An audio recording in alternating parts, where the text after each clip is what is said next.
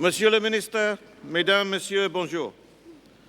J'aimerais tout d'abord souhaiter la bienvenue au chef de l'état-major de la défense des pays de l'OTAN et au commandant stratégique réunis aujourd'hui à Ljubljana pour la dernière réunion du comité militaire en session des chefs d'état-major de la défense de 2019.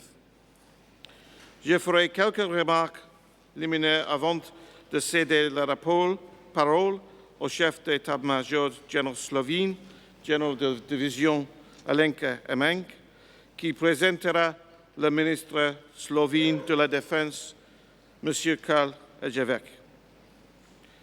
Pour ces remarques d'introduction, avant que je déclare notre conférence officiellement ouverte. Minister, I want to thank you for inviting us to Ljubljana, for hosting this conference. This is the first time the Military Committee has held its conference in Slovenia, and the hospitality you have given us has been outstanding.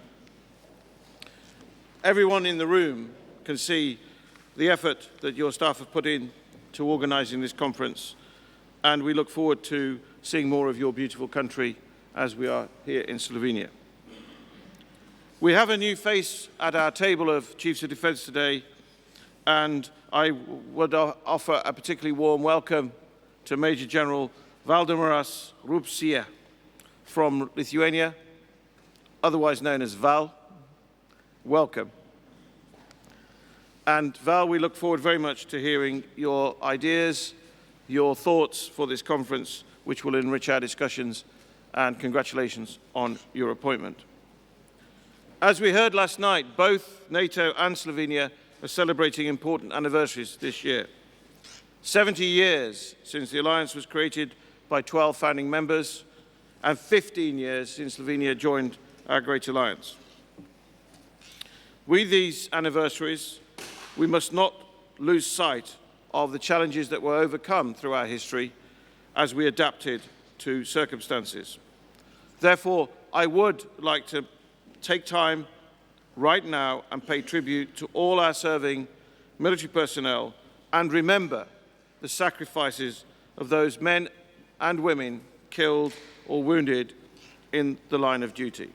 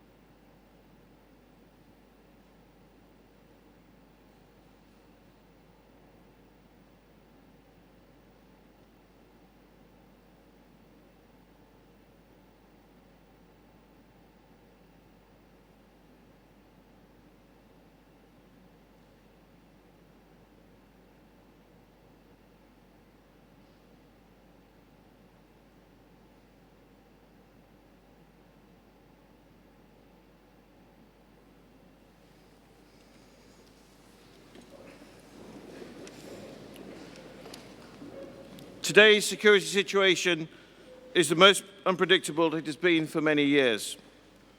However, the Alliance's commitment to preventing conflict, to preserving peace, to succeeding in deterrence for nearly 1 billion people on both sides of the Atlantic remains constant.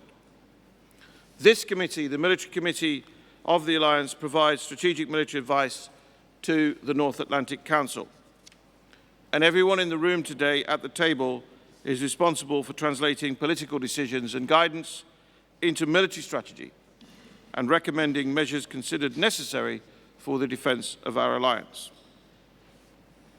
NATO is a political, military, defensive organisation combining both soft and hard power. We promote democratic values and are committed to the peaceful resolution of dispute. But if diplomacy fails, the alliance has the military capacity and capability to undertake crisis management, operations alone or in cooperation with other nations and other international organisations. The first of our two sessions today will focus on alliance operations, missions and activities. Following an intelligence briefing, we will discuss those operations in detail. NATO leads missions in Iraq, Kosovo and Afghanistan, as well as the Mediterranean. We remain committed to Afghanistan. We all agree that it is clear a sustainable solution in Afghanistan cannot be reached by military means alone. NATO allies and partners will continue to train and advise Afghan security forces. We make them stronger so that they can fight international terrorism and create and sustain security and stability in their own country. Our military presence is there to create the conditions for peace. Closer to home and closer to this region, the KFOR mission has made an important contribution to stability in the Western Balkans for 20 years. It has helped to sustain and create a safe and secure environment for all the people of Kosovo. Peace and stability in Kosovo has been a priority for NATO. Our mandate for the United Nations has not changed, and we continue our peacekeeping mission.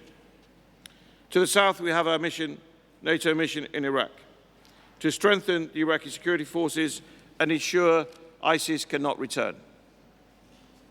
Trainers from allies and partners are in Iraq, boosting skills in areas such as military medicine, logistics, and countering improvised explosive devices.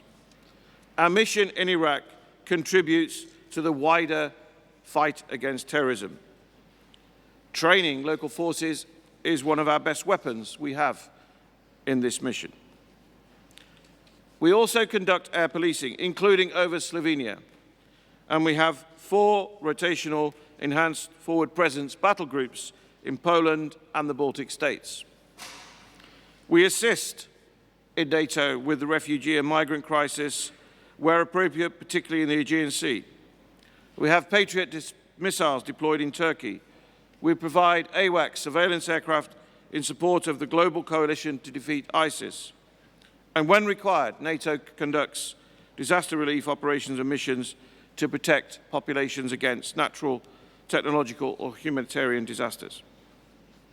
All these commitments take place against the backdrop of adapting our alliance and in a complex, challenging security environment.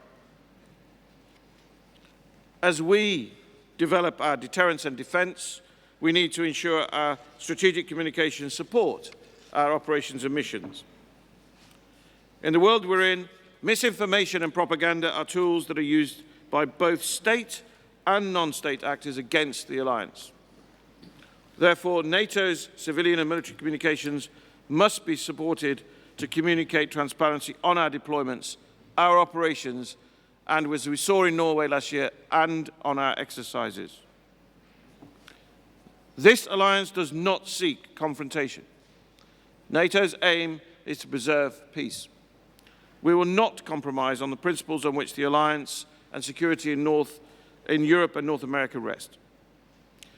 Maintaining current operations and missions whilst looking to the future means we need to be ready to respond to any challenge or threat.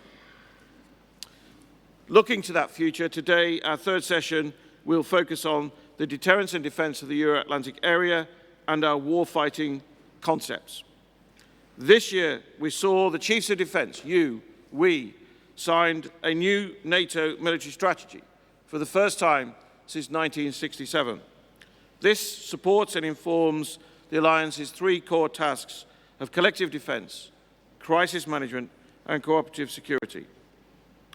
Based on this strategy, which you have endorsed, the deterrence and defence concept will aid planning and provide direction, assist in the reinforcement of forces, examine our approach to future threats to the Alliance in the Euro-Atlantic area. Our warfighting capstone concept will allow for prioritisation of capabilities, force developments and experimentation to counter multidimensional and multi-domain challenges.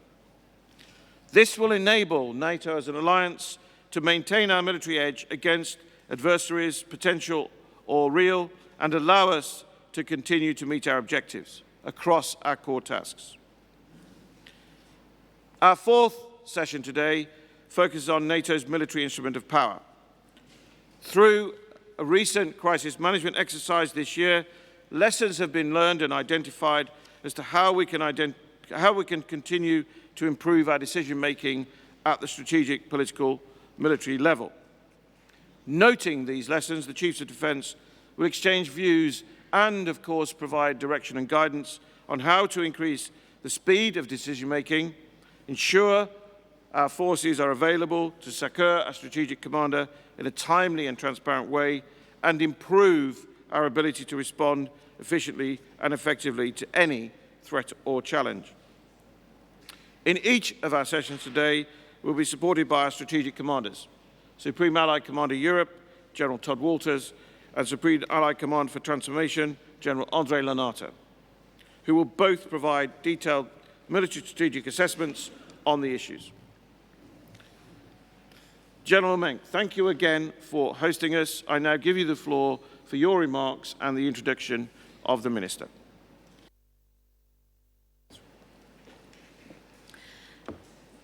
Dear Chairman of the NATO Military Committee, Minister of Defense, Generals and Admirals, ladies and gentlemen, good morning. It is a great honor for Slovenia and the Slovenian Armed Forces to host the Military Committee Conference in symbolic year when NATO celebrates the 70th anniversary of the signing of the North Atlantic Treaty, and which marks 15 years since Slovenia became a fully fledged member of the alliance. We realize that NATO was and continues to be most comprehensive framework for assurance of Slovenian national security. NATO's collective defense is strong bedrock of our national defense. We, in the Slovenian Armed Forces and Slovenia, are proud of our participation in international operations and missions. We feel that by carrying out international assignments throughout the world, we contribute to NATO's efforts to safeguard our citizens' peace and security and project stability to neighborhood. In line with that, we recognize that deterrence is a core element of NATO's overall strategy. For that reason, we actively participate and contribute to enhance the deterrence and defense posture. Now it is my honor to introduce Minister of Defense and Deputy Prime Minister of the Republic of Slovenia, Mr. Karl Erjavec. In 2004, when Slovenia became a member of NATO and the EU, Mr. Erjavec started his first four-year position as the Minister of Defense. Between 2014 and 2018, he was the Slovenian Minister of Foreign Affairs. He assumed his second mandate as Minister of Defense in 2018. Mr. Erjavec is an experienced politician and has a wealth of experience in law, human rights, and in security and defense issues. Sir, thank you for joining us for the opening of the conference. Mr. Please.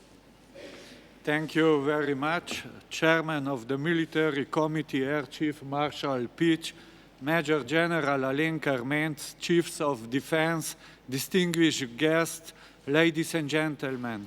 I'm very pleased to welcome you at the NATO Chief of Defense meeting in Ljubljana. We hosted high-level meetings in the past, like NATO Defense Ministerial in 2006, but I think having Chiefs of Defense in Ljubljana is very important at these challenging times. The year 2019 is very important for the Alliance and Slovenia. We celebrate 17 years of the North Atlantic Treaty and 15 years of our NATO membership. The events since 2014 brought big change in the security environment. We need to prepare for the world around us and also for the challenges of tomorrow. Cyber threats, hybrid challenges, and are endangering every ally, no matter where it is. We have to invest more and in the right capabilities. Military committee advice is key for NATO's successful adaptation to new security environment. Ladies and gentlemen, NATO is the strongest political and military alliance in the world. Our commitment to collective defense, cooperation, and shared values are our strongest tools. We recognize the importance of defense expenditures and investments in necessary capabilities. Only in that way we will be able to sustain our collective military and technological leadership. Investments in new capabilities are high among my priorities. Slovenia values NATO cooperative efforts in that perspective, which are a good example of our unity and resolve. Important aspects of our joint efforts are also NATO missions and operations.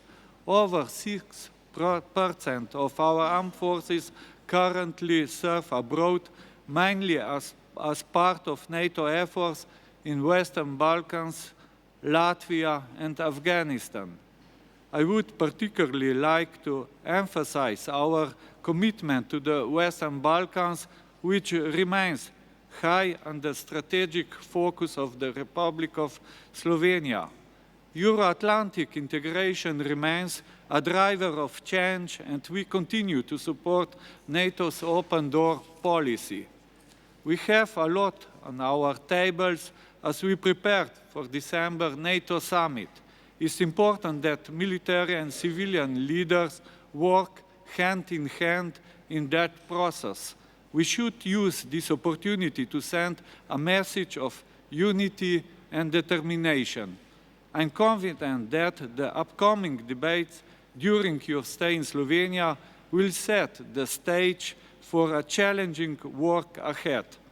Allow me to use this opportunity to thank Chief of Generalštaba of Slovenia Armed Forces, General Alenki Ermenc, and her staff for a dedicated work in preparing for this important meeting.